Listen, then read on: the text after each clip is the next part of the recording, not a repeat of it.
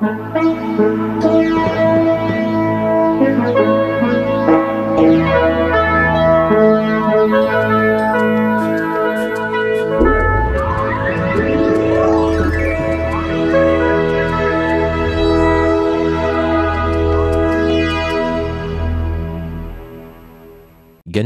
laidos rėmėjas Vilniaus ginklai. Sveiki! Kartu su birželio pirmomis dienomis prasideda selekcinės stirninų medžioklės. Šiandien visą laidą skirsime šiai temai. Paklausysime tarptautinio CIS medžioklės trofėjų eksperto, seminaro apie selekcinės stirninų medžioklės autoriaus, docento Viktoro Zažesko patarimų. Pakalbėsime su patyrusiais medžiotojais ir pasigrožėsime praėjusių metų medžioklės sėlinant vaizdais. Siūlau pasižiūrėti reklamą, po kurios pokalbį apie stirninų medžioklės. Mėsos meistrai, pagaminta žinovų.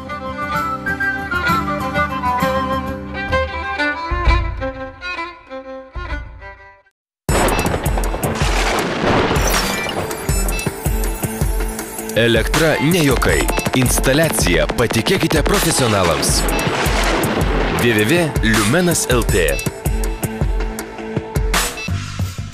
Parduotuvės Sava sodyba, Tilžės gatvė 99, prie senojo viaduko prekiauja Štil, Viking ir kita sodo technika. Ne tik prekiauja, bet ir atlieka garantinį ir po garantinį remontą. Kiekvienam klientui bus taikomos geros nuolaidos.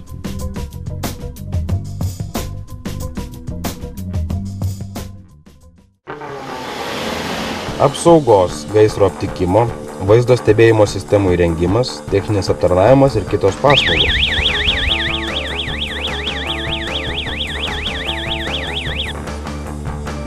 Alasa apsaugos sistemos.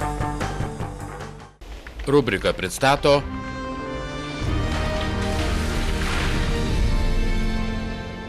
Štil, numeris 1 pasaulyje.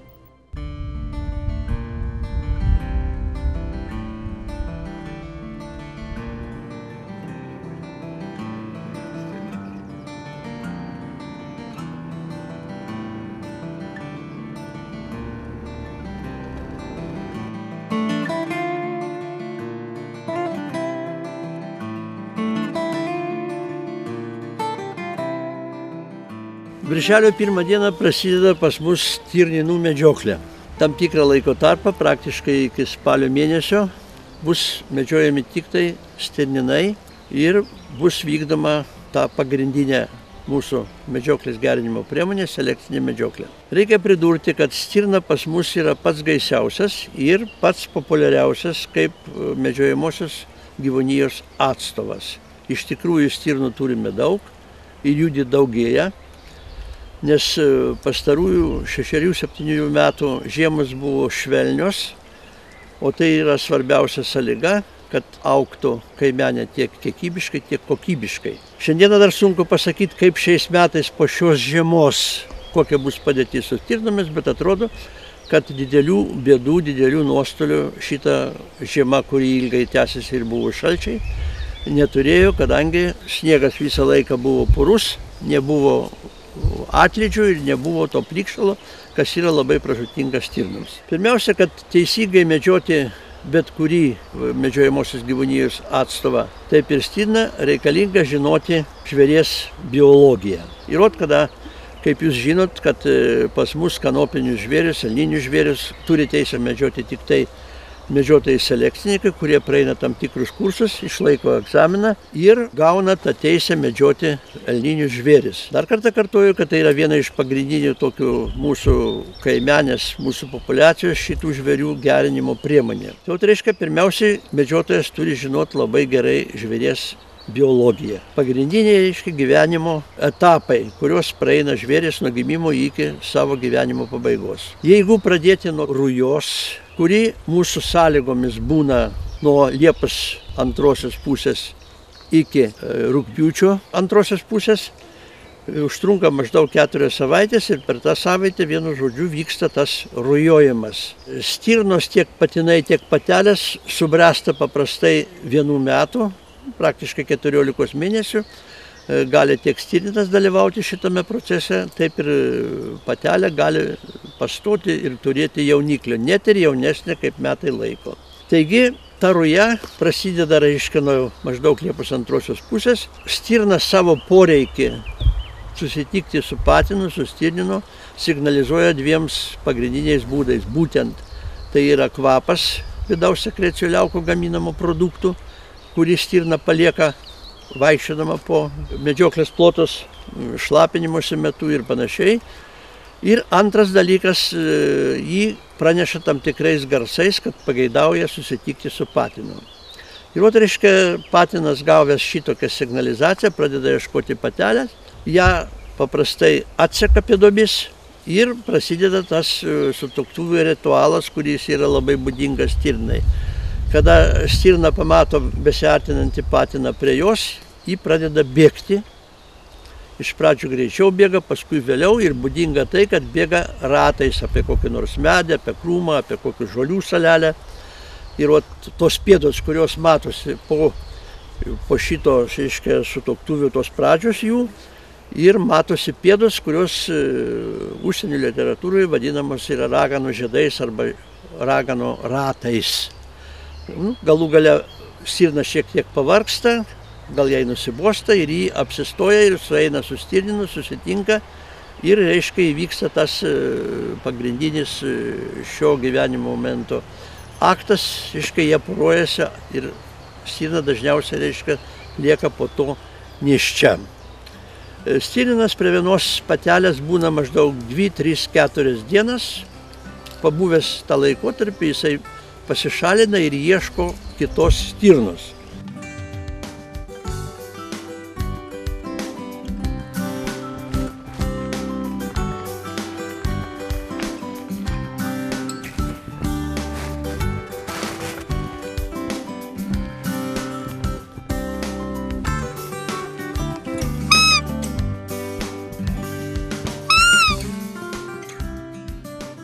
Nėštumas stirnai užtrunka maždaug 40 savaičių. Bet yra fenomenalus dalykas stirnų gyvenime, kad ruja gali būti ir pakartotina. Ir tos patelės, kurios nepastoja šitų nustatytų biologinių laikų, jos gali rujoti pakartotinai net lapkričio arba gruodžio mėnesį. Nepaisant to, stirna pastoja tos tikrosios rujos metu ar papildomos rujos metu rudenį, gimdo tos patelės maždaug vienu laiku, tai yra maždaug gegužės pabaigoje, birželio pradžioje. Sąlyginai, sutatinai, stirniukų gimimo tas amžius skaitomas, kad yra maždaug birželio 1 diena. Nuo to ir skaičiuojamas mėnesiais amžius tų stirniukų.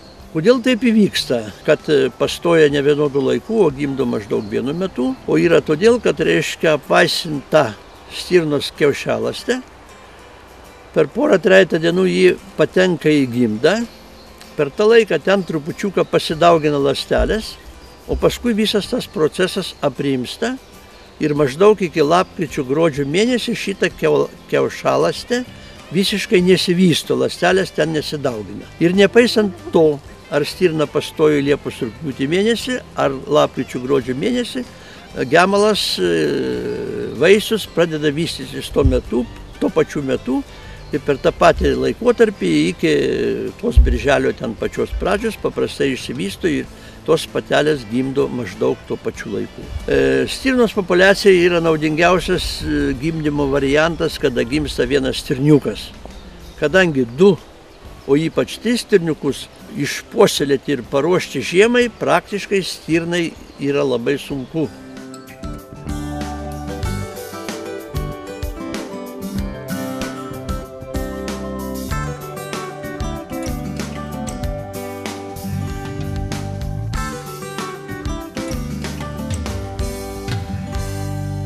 Sekantis toks gyvenimo, reiškia, etapas stirnos plaukų keitimas, kuris irgi mums selektinės medžioklės specialistams yra svarbus. Stirna, kaip dauguma salninių žvėrių, keičia plauką 2 kartus per metus, tai būtent pavasarinis ir rudeninis plaukų keitimas yra. Pavasarinis jisai tęsiasi nuo balandžio pradžios maždaug iki gegužės pabaigos, arba jau birželio mėnesį turi būti visos sveikos stirnos pakeitusios plauką, o rudeninės yra rugsėjo pabaigoje iki spalio antrosios pusės. Jeigu per spalio mėnesį vasarinis plaukas nepakeičiamas į žeminį, reikia įtarti, kad stirna yra nesveika ir reikia ieškoti kitų jos selekcinių požymių ir atlikti tą vadinamą sanitarinę selekciją, eliminuoti iš kaimenės šitą individą.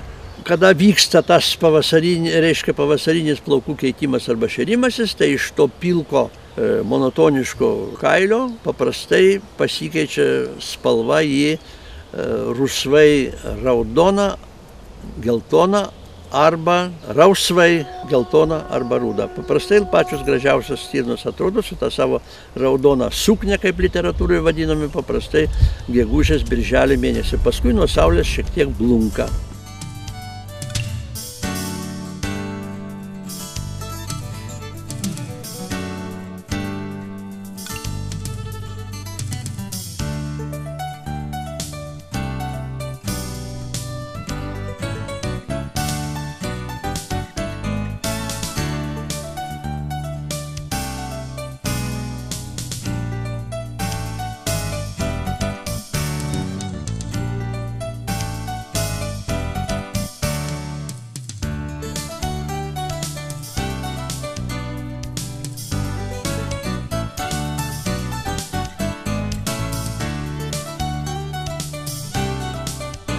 Labai svarbus momentas patinų gyvenime yra ragai, kaip antrinis lytinis požymis, ir jų vystimosi šitos stadijos. Yra tam tikros stadijos. Kaip žinia, visi žino, kad stirninas meta kiekvienais metais išaugintus ragus, į jo vietoje atauga kiti iki brandaus amžiaus, kuris stirnai yra 5 metai.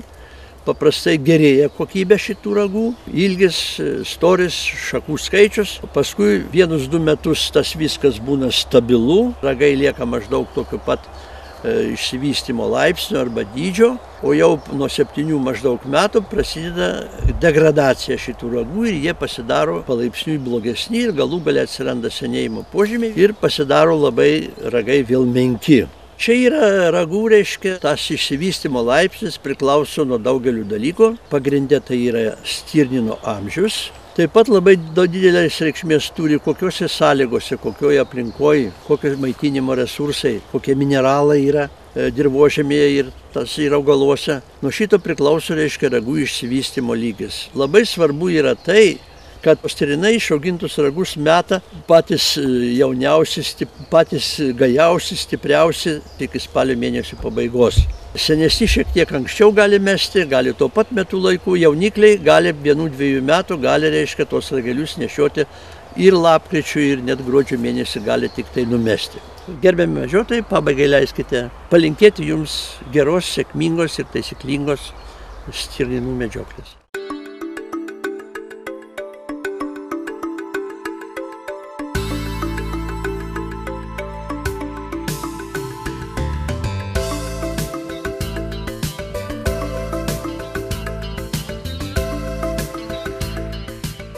Sumedžiot trofėjinį stirniną įmanoma yra rujos metu. Kaip mes žinome, ruja stirninų prasideda Liepos pabaigoje ir tęsiasi iki rugpjūčio kažkur tai 10 dienos. Situacija pas mus dabar yra tokia, kad šaudymo limitą nustato aplinkos ministerija. Medžioti duoda 10% nuo priduotų apskaitos gyvūnų skaičiaus. Ir susidaro tokia kebli situacija. Norint vykdyti selekcinį darbą, kad užaugintume gerus trofėjinius stirninus, iš bandos iki rujos sumedžioti reikia selekcinius patinus. Ir kaip minėjau, gaunasi tokia situacija, kad gaunant, reiškia, sakykime, kaip pavyzdys būreliui apie 10 licenzijų, padalinus į pogrupius, praktiškai vienam, sakykime, jeigu būrelį 4 pogrupiai, išeina kažkur tai 2 licenzijos. Ir visi medžiotojai suinteresuoti sumedžioti trofėjinį stirniną su trofėjiniais ragais. Ir iki rujos niekas nenori šauti selekcinių patinų, kadangi iki Liepos pabaigos, jeigu užpildysi licenciją, rujos metu, kada pasirodo patys geriausi stirninai, jų nebegali šauti, kadangi išnaudojai limitą, kaip sakyti, užpildė licenciją. Tai reikėtų kažkaip tai spręsti šitą klausimą, ar padidinti licenzijų skaičių, ar licenzijas duoti tik trofėjiniam stirninam, o visus selekcinius šauti iki rujos, įrašant juos į kelionės lapą, kad būtų apskaita, kažkaip išspręsti šitą klausimą reikia. Kadangi situacija yra tokia, kad rujos metu selekciniai sukergia tas pateles, jie būna išsigimę, neužauginę gerų ragų, tas persiduoda per genus vaikam, reiškia ir tie vaikai neužaugins gerų ragų.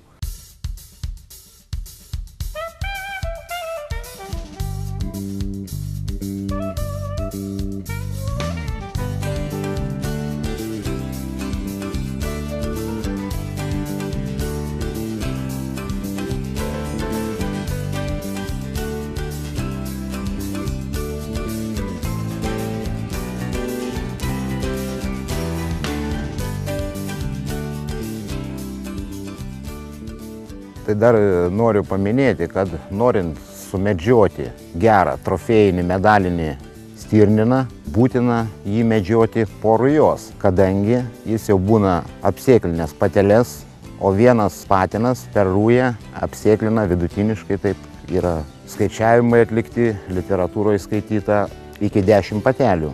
Ir tie palikuoniai, aišku, užaugins gerus ragus, kadangi čia viskas persiduoda per genus. Kad vykdyt selekciją, dar kartą noriu paminėti, visus selekcinius išsigimusius stirninus reikia šauti iki rujos.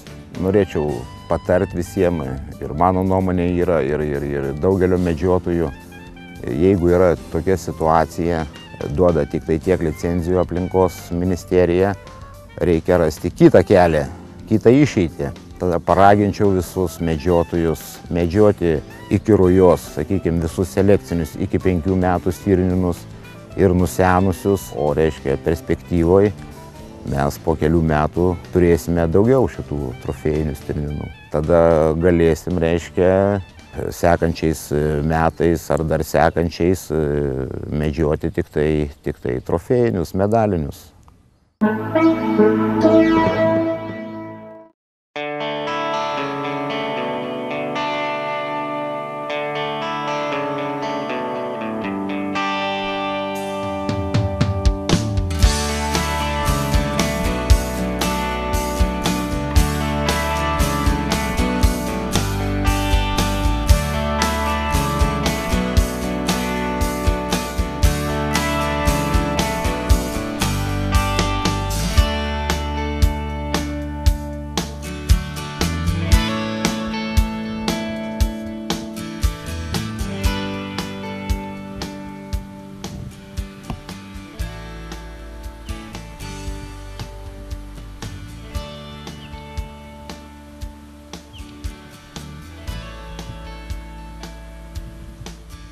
Norint sumedžioti trofėjinį stirniną, tam reikalinga skirti nemažai laiko.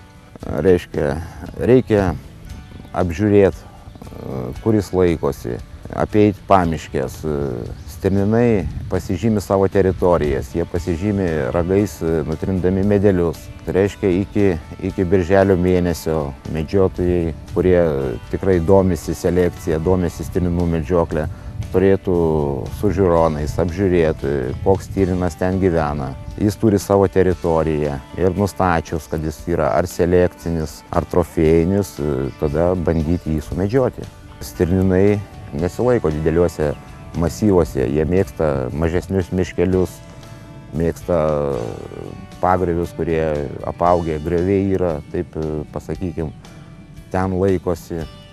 Jie mėgsta ramesnės vietas. Aš turiu omeny apie subrendusius jau stirninus.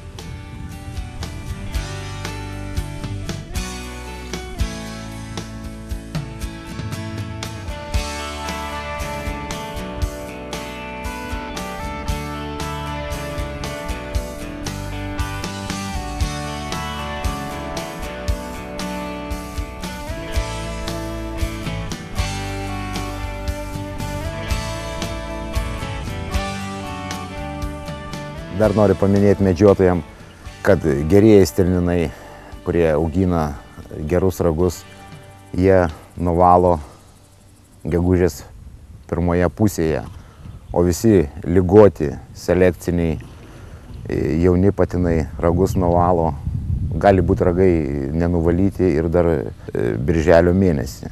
Jie kažkur nuvalo juos apie birželio pabaigą. Tai va, šitokios stirninus reikia sumedžioti iki rujos.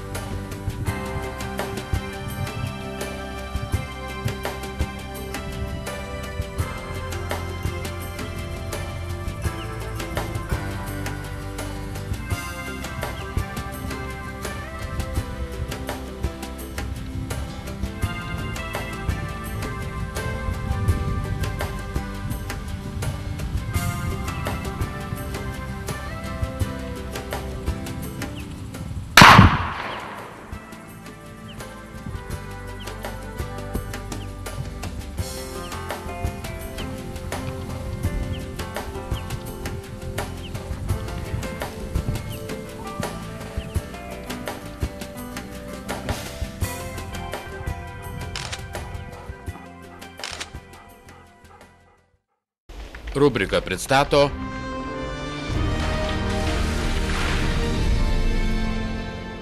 Štil, numeris 1 pasaulyje. Prašau atsiliepti. Prie Šiaulių jūros dingo jokterjero veislės šuo. Juodas, trumpo kailio, rudom kojytėm. Priglaudusius ar mačiusius prašau paskambinti. Telefonu 8657678893. Tai ginklai, kurių laikui bėgant metalinių detalių nepakeitė plastmasė, o medis išliko aukščiausios kokybės riešuto. Vamzdis dengtas juodu chromu suteikia šautuvui ypatingą atsparumą drėgmei ir ilgaamžiškumą. Laukiame jūsų Vilniaus ginklų parduotuvėse. Vežame keleivius nuo 8 iki 50 vietų komfortabiliais autobusais. Audio video, kondicionierius, keleivių draudimas. Nuomojame autobusus įvairiems pobūviams, medžiokliai ir žvejybai.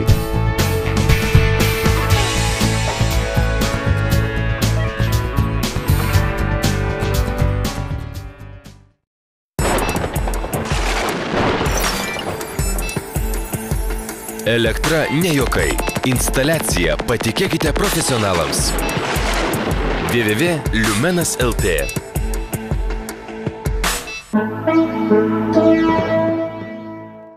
Dėkuoju visiems šį pusvalandį praleidusiems kartu.